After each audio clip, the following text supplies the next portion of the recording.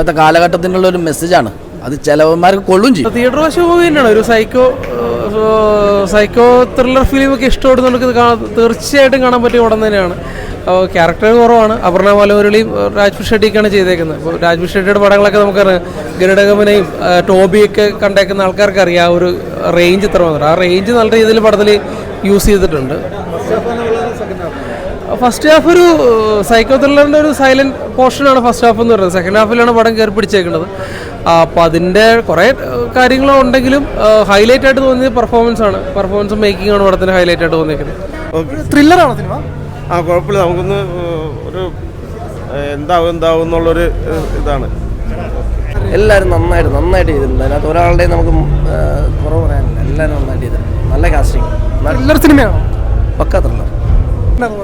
അടിപൊളി പടമാണ്. നല്ല സൂപ്പർ പടമാണ്. നല്ല സൂപ്പർ പെർഫോമൻസ് ആണ് നമ്മുടെ രാജ്ബി ഷെട്ടിയുടെയും പിന്നെ അപർണ ബാലമുരളിയൊക്കെ നല്ല സൂപ്പർ പെർഫോമൻസ് ആണ്. അപർണ ബാലമുരളി നല്ല അടിപൊളി ഫൈറ്റൊക്കെ ഉണ്ട്. പിന്നെ എന്താ പറയുക, ഒരു സസ്പെൻസ് നിലനിർത്തിയിട്ടുള്ള പടമാണ്. നമുക്കൊന്നും മനസ്സിലാവില്ല. നമ്മളിങ്ങനെ തുറന്ന് കണ്ടുകൊണ്ടിരുന്ന അവസാനം നമുക്ക് മനസ്സിലാവും എന്തിനാണെന്ന്. പിന്നെ എന്താ പറയുക, ഒരു ഇപ്പോഴത്തെ കാലഘട്ടത്തിനുള്ള ഒരു മെസ്സേജാണ്. അത് ചിലവന്മാർക്ക് കൊള്ളും ചെയ്യും. ചില ടീംസിനൊക്കെ കൊള്ളും ഈ മെസ്സേജ്. ഈ പടം കണ്ടു കഴിഞ്ഞാൽ മനസ്സിലാവും.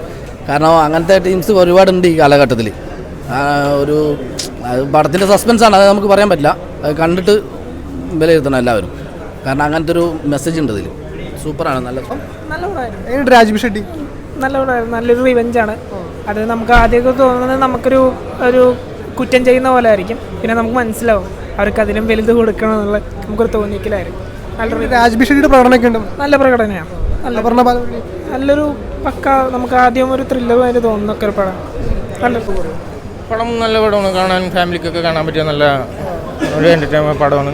അത്യാവശ്യം ഫാമിലി എല്ലാം കുഴപ്പമില്ല. നല്ല ഒരു സൈക്കോ പടം. സൂപ്പർ പടം. സൈക്കോ പാട്ട് തന്നെയാണ്. എങ്ങനെയായിരുന്നു സൈക്കോ? അത് നമുക്ക് കണ്ടു കഴിഞ്ഞാൽ അറിയാൻ പറ്റുള്ളൂ. അത് എന്നാലും നല്ല കുഴപ്പമില്ല. രാജ് ഷെട്ടിയുടെ നല്ല അഭിനയമാണ്.